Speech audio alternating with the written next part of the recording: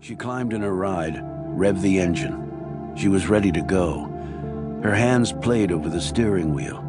She wanted to drive, always loved to rip her 8 cylinders down some new road to where she didn't know. Yet looking through the windshield, she didn't want new. She desperately wanted things to be the way they were. She glanced at the file, saw the name on the first page, Michelle Maxwell. For a moment, it didn't seem to be her. In those pages was someone else's life, secrets, torments, issues. The dreaded word. It seemed so innocuous. Issues. Everyone had issues. Yet those 6 letters had always seemed to define her, breaking her down into some simple formula that still no one seemed capable of understanding. The SUV idled, kicking carbon into an atmosphere already bloated with it. A few raindrops smacked her windshield. She could see people start to pick up their step as they sensed the approaching downpour. A minute later, it hit. She felt the wind buffet her sturdy SUV. A spear of lightning was followed by a long burp of thunder. The storm's intensity forecast its brevity. Such violence could not be sustained for long. It used up too much energy far too fast. She couldn't help herself. She cut the engine, picked up the pages, ripped off the rubber band, and started to read. General info came first.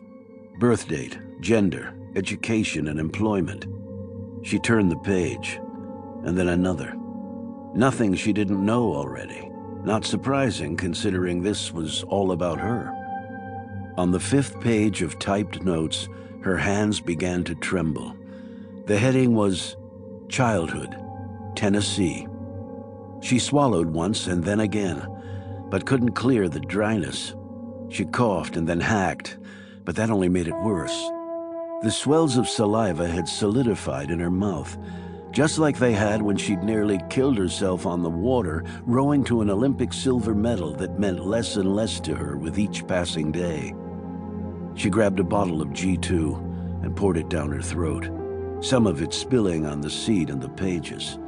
She cursed, scrubbed at the paper, trying to dry it, and then it tore, nearly in half. This made tears creep to her eyes. She was not sure why.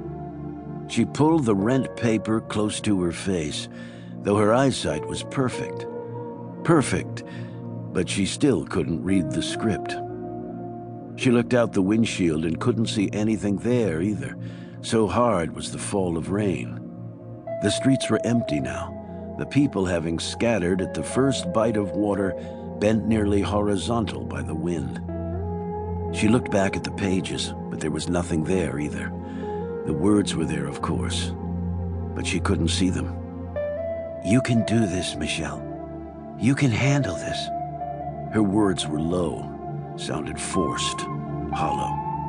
She refocused. "Childhood, Tennessee," she began.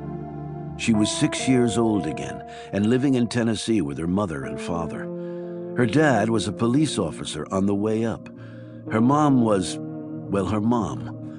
Her 4 older brothers had grown and gone. It was just little Michelle left at home, with them. She was doing fine now. The words were clear. Her memories also crystallizing as she crept back to that isolated wedge of personal history.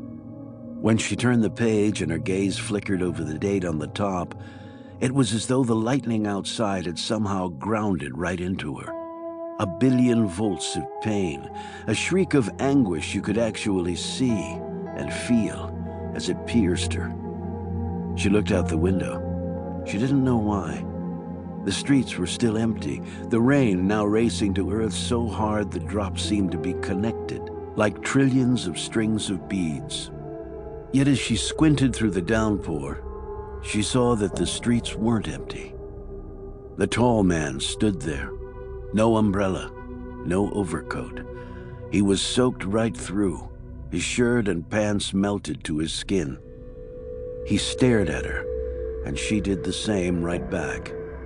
There was not fear or hatred or sympathy in his look.